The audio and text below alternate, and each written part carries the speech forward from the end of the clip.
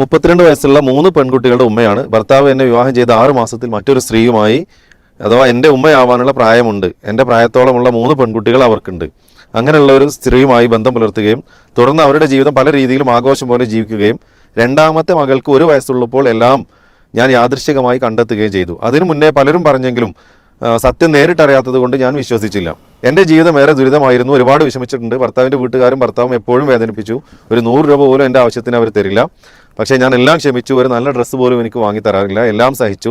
3ാമത്തെ കുഞ്ഞുണ്ടായി. അയാളുടെ ഒരു വേലക്കാരി മാത്രമായി ഞാൻ ഒതുങ്ങുമ്പോഴും എല്ലാം ഞാൻ അള്ളാഹുവിലേക്ക് സമർപ്പിച്ചു. അയാൾ അവളുമായി ലൈഫ് ജോളിയായി ജീവിച്ചു പോരുന്നു. ഇതിനിടയിൽ ഒരുപാട് ചർച്ചകൾ, പോലീസ് കേസ്, അതുപോലെ മഹല്ല് കമ്മിറ്റി, അയാളുടെ വീട്ടുകാർ, സുഹൃത്തുക്കൾ എല്ലാവരുമായി ചർച്ചകൾ നടത്തി.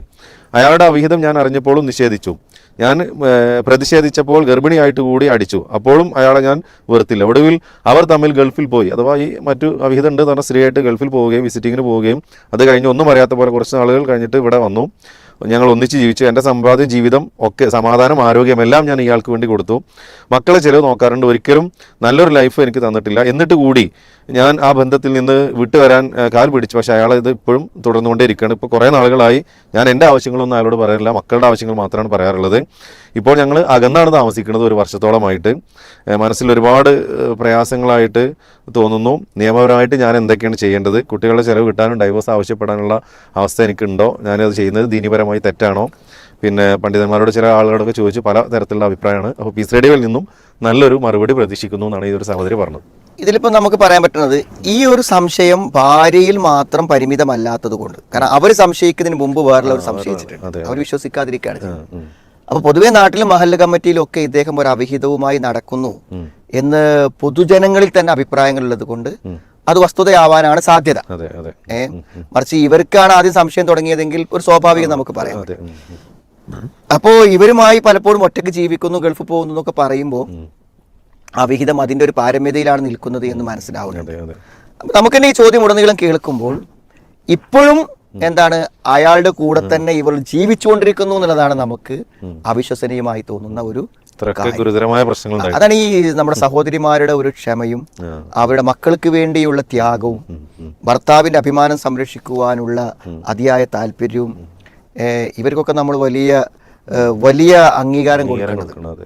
കാരണം ജീവിതത്തിൽ എന്താ വെച്ചാൽ ഒരു ഭർത്താവിൽ നിന്ന് തനിക്ക് കിട്ടേണ്ട എല്ലാ ആനുകൂല്യങ്ങളും സന്തോഷവും തൻ്റെ മുന്നിൽ വെച്ചുകൊണ്ട് തന്നെക്കാളും പ്രായം കൂടിയ ഒരു അവിഹിതമായ ഒരു സ്ത്രീക്ക് നൽകി അവർ ജോളിയായി ജീവിക്കാം.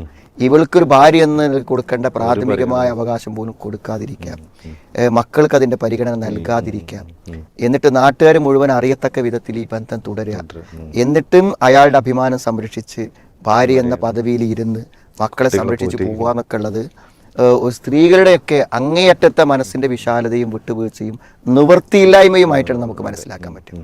അപ്പൊ ഇത്തരം ഒരു കാര്യങ്ങൾ ശരിയാണെങ്കിൽ ആ ഭർത്താവിൽ നിന്ന് അകന്ന് ജീവിക്കുന്നതിനോ ഒരു ഹുല, ഭർത്താവിനോട് എന്നെ ത്വലാക്ക് ചെയ്യണം എന്ന് ആവശ്യപ്പെടുക, അതിനൊന്നും യാതൊരു പ്രശ്നവും ഇതൊക്കെ വസ്തുതകളാണെങ്കിൽ ഇല്ല എന്നുള്ളതാണ് മനസ്സിലാക്കേണ്ടത്. പക്ഷെ നമ്മളെപ്പോഴും പറയാൻ എന്താന്ന് വിചാരിച്ചാൽ, ഇപ്പൊ ഇവരും ഒരു ഡൈവേഴ്സ് ആവശ്യപ്പെടാത്തത് എന്തുകൊണ്ടല്ല, അതിന്റെ ഇസ്ലാമിക നിയമത്തിന്റെ സാധുതയെക്കുറിച്ച് സംശയമുള്ളത് കൊണ്ടല്ല, മറിച്ച് വിട്ടുപോകുന്നത് എങ്ങോട്ടേക്ക്, ഈ കുട്ടികളുടെ ഭാവി എന്താകും, ഇത്തരം ചില നിർബന്ധിതാവസ്ഥകളെ കൊണ്ടാണ് ഇവർ തുടരുന്നത്. അപ്പോൾ സ്ത്രീകളെ സംബന്ധിച്ചിടത്തോളം എപ്പോഴും ഭർത്താക്കന്മാർക്ക് ഇങ്ങനെയൊക്കെ ചെയ്യാൻ കഴിയുന്നത് അവർക്കൊരു നിവൃത്തിയില്ലായ്മയുണ്ട്, അവർ ബന്ധിതരാണ്, അവരവിടെ മുടക്കിയിടപ്പെട്ടവരാണ്. അപ്പൊ ഇങ്ങനത്തെ ഒരു സാഹചര്യത്തിൽ എന്ത് ചെയ്യണം എന്നുള്ളതാണ്. അപ്പോഴും നമ്മൾ പറയാ, മനുഷ്യന്മാരല്ലേ, നന്നാവാനുള്ള സാധ്യതകൾ ഉണ്ടല്ലോ. അപ്പൊ ഇദ്ദേഹത്തെ ഈ തെറ്റിൽ നിന്നൊക്കെ തിരിച്ചു കൊണ്ടുവരാൻ എന്തെങ്കിലും വഴിയുണ്ടോ? ഒരു വാശിയോ ദേഷ്യമോ അങ്ങനത്തെ ഒരു വാഗ്വാദമോ ഒന്നും അല്ലാതെ തികഞ്ഞ ഗുണകാംക്ഷയോടുകൂടെ ഹിക്മത്തോടുകൂടെ അയാളെ തിരിച്ചു കൊണ്ടുവരാൻ പറ്റുമെങ്കിൽ അതാണ് ശാശ്വത പരിഹാരം. ഇനി അതിനൊരു സാധ്യതയും നിലനിൽക്കുന്നില്ലെങ്കിൽ ഇവരൊന്ന് മാറി നിൽക്കുമെന്ന് വന്നാൽ പരിഹാരമുണ്ടെങ്കിൽ അതിനും ശ്രമിക്കാവുന്നതാണ്. അതൊന്നുമില്ലെങ്കിൽ എന്താണ്, ഇതിൽ അദ്ദേഹം കൂടുതൽ മുന്നോട്ട് പോവുകയാണെങ്കിൽ നമ്മുടെ കുട്ടികളെ നോക്കി ഞാൻ ജീവിച്ചുകൊള്ളാം എന്ന തീരുമാനത്തിലേക്ക് പോകുന്നതിനും യാതൊരു പ്രയാസവും